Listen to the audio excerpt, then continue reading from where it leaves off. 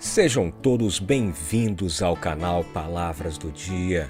Que Deus abençoe a todos. 30º domingo do tempo comum. Primeira leitura, leitura do livro de Neemias.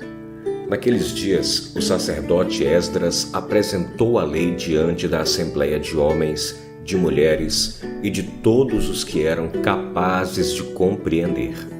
Era o primeiro dia do 7º mês.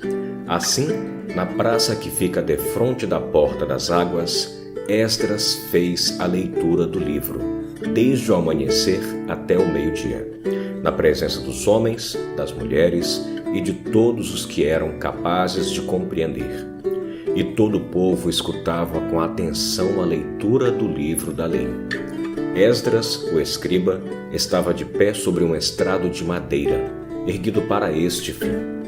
Estando no lugar mais alto, ele abriu o livro à vista de todo o povo. E quando o abriu, todo o povo ficou de pé. Esdras bendisse o Senhor, o grande Deus, e todo o povo respondeu levantando as mãos. Amém, amém. Depois inclinaram-se, prostraram-se diante do Senhor com o rosto em terra, e leram clara e distintamente o livro da lei de Deus e explicaram seu sentido, de maneira que se pudesse compreender a leitura. O governador Neemias e Esdras, sacerdote e escriba, e os levitas que instruíam o povo, disseram a todos: Este é um dia consagrado ao Senhor vosso Deus.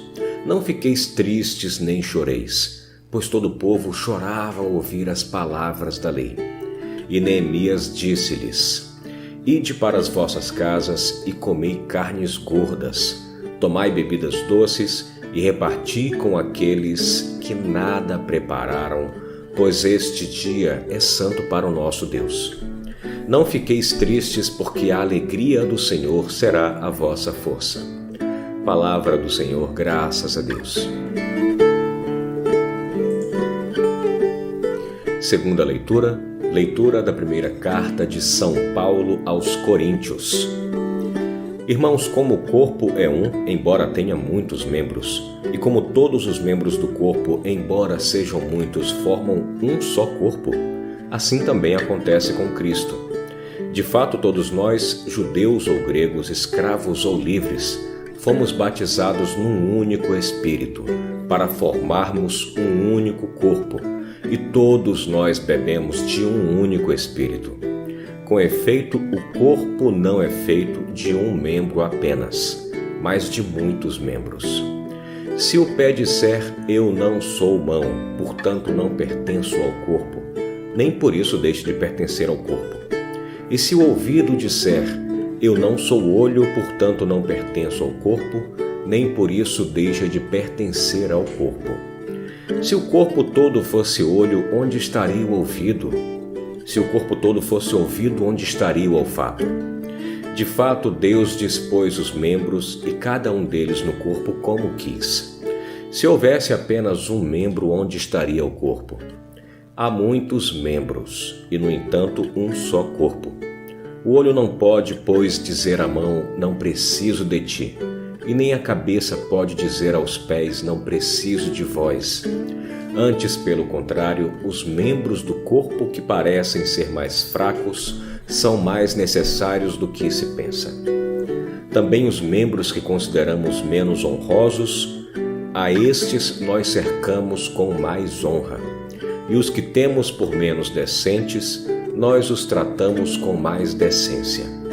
Os que nós consideramos decentes não precisam de cuidado especial.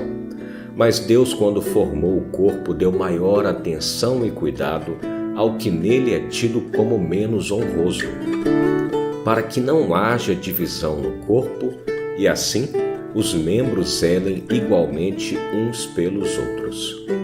Se um membro sofre, todos os membros sofrem com ele. Se é honrado, todos os membros se regozijam com ele. Vós todos juntos sois o corpo de Cristo e individualmente sois membros desse corpo. E na igreja Deus colocou em primeiro lugar os apóstolos, em segundo lugar os profetas, em terceiro lugar os que têm o dom e a missão de ensinar, Depois outras pessoas com dons diversos, a saber, dom de milagres, dom de curas, dom para obras de misericórdia, dom de governo e direção, dom de línguas. Acaso são todos apóstolos? Todos são profetas? Todos ensinam? Todos realizam milagres? Todos têm o dom de cura? Todos falam em línguas? Todos interpretam? Palavras do Senhor, graças a Deus.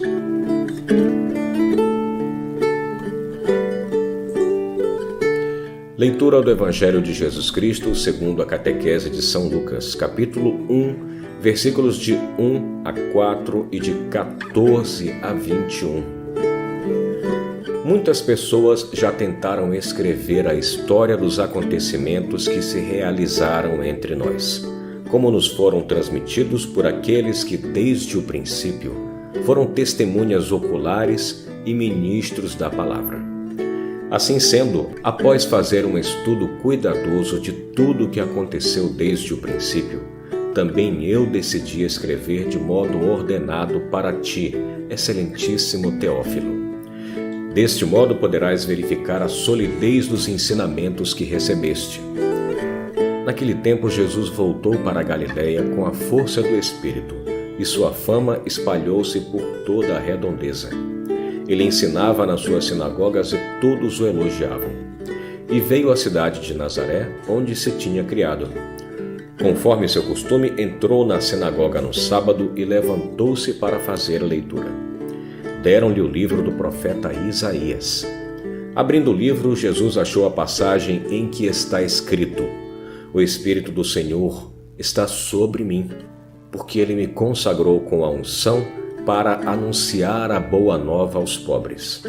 Enviou-me para proclamar a libertação aos cativos e aos cegos a recuperação da vista, para libertar os oprimidos e proclamar um ano da graça do Senhor.